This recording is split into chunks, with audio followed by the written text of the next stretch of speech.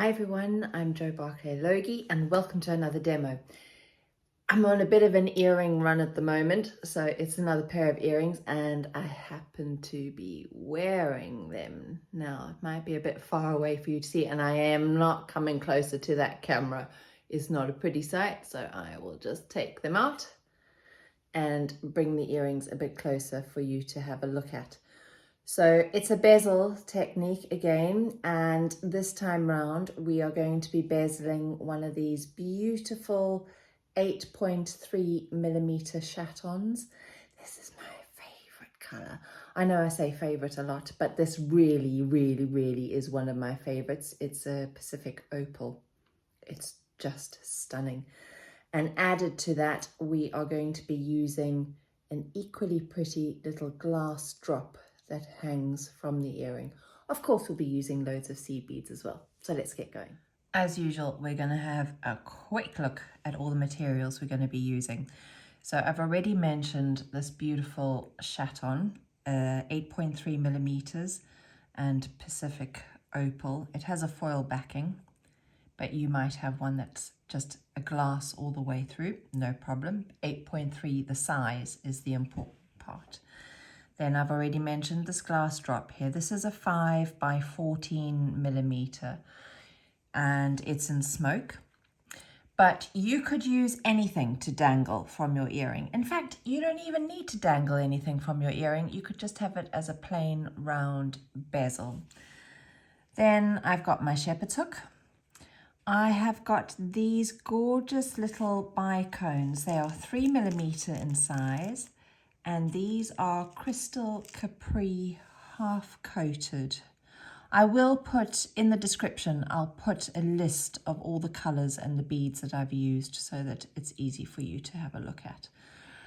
Then I have got this size 11 seed bead, and this is cream lined Aqua. So it's got a bit of blue, but it's got those sort of rose goldy tones on the inside. And then this 15 that I'm using is my favorite 15 of all time. And it's sparkle lined light bronze. Then we've got a Delicas. Now, I think this shade may be becoming a new favorite of mine. It's DB2131 and it's an opaque Eucalyptus, and it's just gorgeous and it goes so beautifully with the Pacific Opal. You're obviously going to need a beading needle. I'm using a size 10. I'm not going through the 15s multiple times, but if you're more comfortable with a 12, that's fine as well. And I'm using Wildfire today in the green color because look how it goes with those beads. It just disappears with the color of the beads. It's a 0.006 inch, so 0.15mm, and I am putting a meter of it onto my needle. Having popped a meter of thread onto your needle, you're then going to pick up 22 of your Delicas, size 11 Delicas, and I am going to move them down towards the end of my thread. I'm going to leave about a 10cm tail that I can happily thread a needle onto and weave away at some stage. And I'm just going to pass my needle back up through those beads from the bottom all the way to the top. Now you don't want to skip beads because then you'll have thread showing on the outside. So if you can't go through them all in one go, you're going to do them in sections like this. So I've come through a few of them. And I'm going to come through a few more and keep going until I have come just past my tail. So there's my tail there, and I'm going to come one past my tail. And this pulls your Delicas into a ring as your round 1. So there we go, round 1. Round 2, we're going to peyote with the size 11 Delicas. So we're going to pick up a bead, we're going to skip over a bead and pass through the next one. And if you pull your threads tight, that bead that you've just picked up will sit alongside the other one. So we're going to go the whole way around. And as we had 22 beads in our first round, the second round will be 11 beads in total that we pick up. So picking up a bead, skipping over a bead, and passing through the next one. Now I'm just going to zoom in briefly. You all know peyote stitch so well now, but just so that you can see that thread path. Thread is exiting a Delica, skip a Delica, and pass through the next one. That is your peyote stitch in a nutshell, and you get this hopscotch step ladder effect, 2 1 2 1 all the way around. And I'll join you again when we're ready to step up for round 3. I'm going to do this section zoomed in so you can see exactly where I'm going. I'm picking up my final Delica, I'm skipping over a bead, and I'm passing through the next one. So that's the one just before the first one that I added in round 2. And to step up, I'm going to pass up through that first sticky outie, through the first bead that I added in round 2. And there is my second round complete. I'm now going to pop a needle onto my tail thread, and I'm just going to weave it away through my beads, and I'll come back to you to join you in round 3. Oh, it's not happy focusing. There we go. Join you in round 3. We're not actually in round 3 yet, but it struck me that some of you might not know what I mean when I say weave your thread away. So I've popped a needle on my tail, and I'm just going to take the thread through the beads. I can change direction where they're 2 side by side, and then change direction again. And I'm just muddling the thread up so that if it was to unravel or begin unraveling through beads, the thread path is a little confused by changing the direction and going in a different way. And just passing through beads multiple times means that you've got less chance of things coming undone. You don't want your hard work unraveling. So there we go. I've threaded that away. I'm going to slip the needle off that end, and I will use my thread zapper just to get rid of that tail now, and it won't be a nuisance through the rest of the video. So now we are ready to start round 3, and we are doing another round of peyote using our size 11 Delicas. But this time around, it's easy to see exactly where we're going because you can see those beads that stick out on the outer ring, our sticky outies, and you're picking up one at a time and passing through the next sticky outie. I am going to slightly alter the way I hold it this time. So I'm now going to hold it on its side because I want to build up this bezel that's going to form around the outside of my chaton. So I'm just giving it a helping hand to go in the direction I want it to. So I'm just picking up one and going through each sticky outie, but at the same time pulling that thread, giving it an extra tug, and moving the beadwork onto its side so that it is actually forming the bezel. So pick up one and through the sticky outie. And I will be back to you for the step up into round 4. Here we go, ready with the last Delica to add in. So I'm passing through the Delica that sits just ahead of the first one that I added in this third round, and I'm stepping up through the first one that I added in this round. So hopefully you can see that nice and clearly. And now you should have a little ring that is forming your bezel. If you're a little unhappy with the shape at the moment, you can always just pop a pencil in and just get it round, and so that it's sitting on its side. There we go, that's better. Like that. Okay, so there's our bezel, and we're ready to step up into round 4. And we're now going to be adding these little 15s, my favorites, the sparkle lined light bronze, to really bring this edge in so that our little chaton can be trapped. So it's peyote again, and your thread is exiting from a sticky outie 11, and you're going to pick up 1 15 and go through the next sticky outie. And this time you're really pulling that thread in because those 15s are going to pull in onto the inside edge of your bezel. So you're doing that all the way around. That'll be 11 of these little 15s that you are adding. So there's the second one. And you just really pull in. You want those little 15s to be sitting on the inside of your bezel. I've got my last 15 to add in. And if I was going to be doing another row, which I'm not, I would go through the Delicas that sits just before the first 15 I added in this row, and I would step up through that first 15. But I don't need to step up. I'm just going to go through that little Delicas that sits before the 15. And there we have that round completed, and the top, except for the embellishment around the sides, the top is complete. So you're going to now bead through to the back, to the sticky outies that are on the back edge. So the easiest way to do that is to just pass through your beads. So I'm passing through without skipping a bead because I don't want extra thread showing. And then I'm passing through a sticky outie on that outside edge.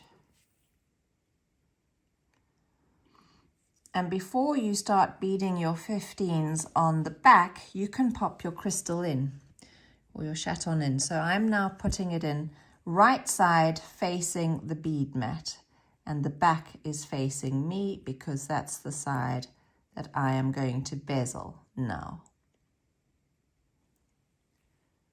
So there's the right side with the little 15s on it, and that's resting on my middle finger.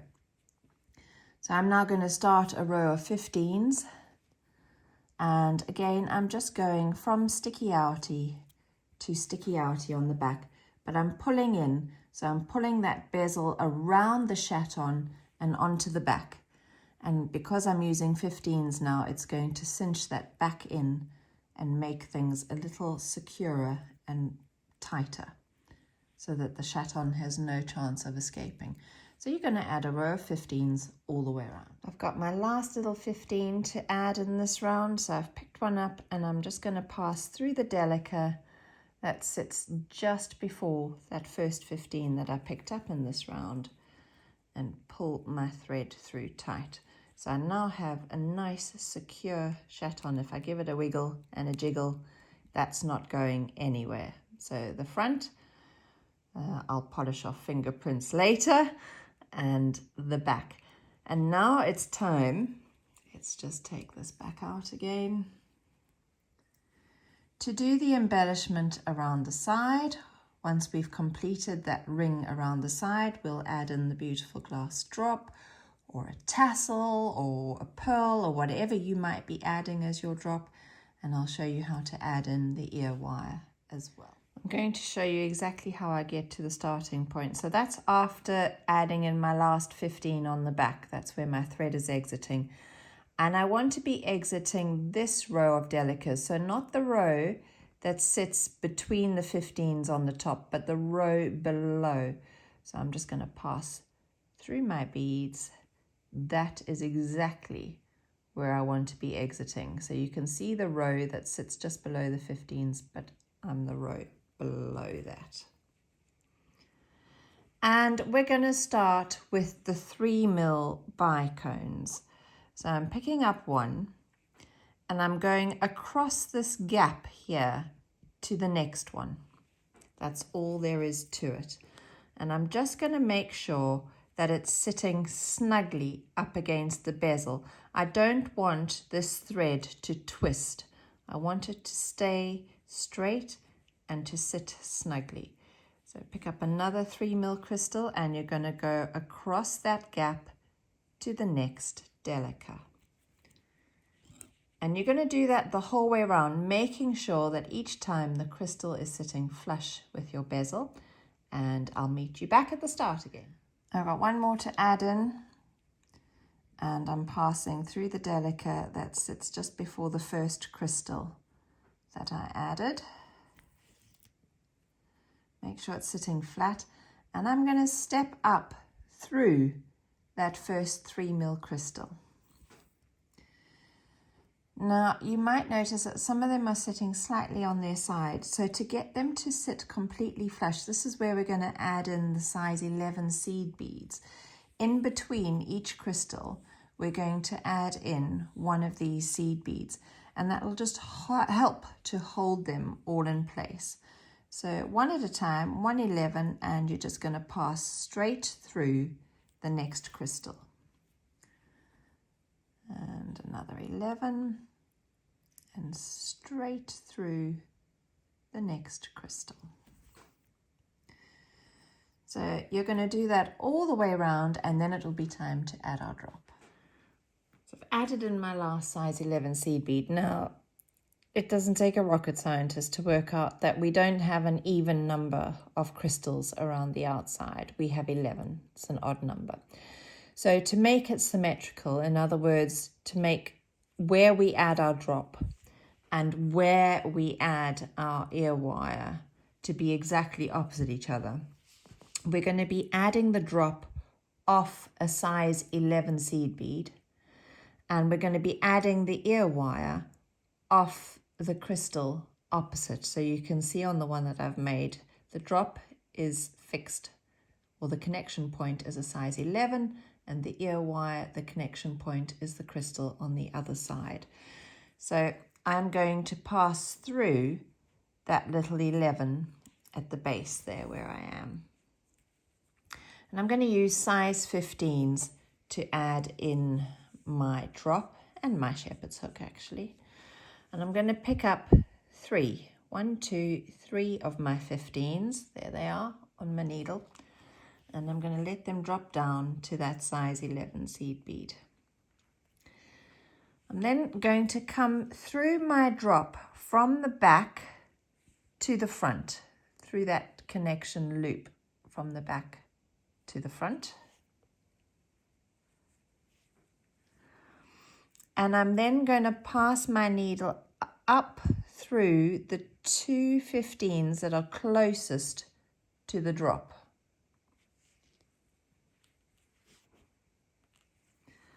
And I'm just going to hold everything in place while I pull that through, pull the threads up. Let's get that one out the way. Pull the threads up tight. Now I need one more 15 before I go in the other side of that 11, my connection point. So I've picked up a 15 and I'm now going to come back through the 11 from the opposite side. Pull my thread through tight, and you've got a very neat little connection point there for your glass drop or whatever you have decided to add on. Right, so I'm now going to thread through the crystals and the size 11s all the way around to that crystal at the top, ready to add my ear wire, and I'll see you then. So I've passed through all the crystals and the 11s on that outer edge, and I have passed through the crystal at the top, which is directly opposite the size 11 at the bottom. And again, I'm going to pick up 3 of my 15s. 1, 2, 3. And I'm going to let them drop down to the crystal.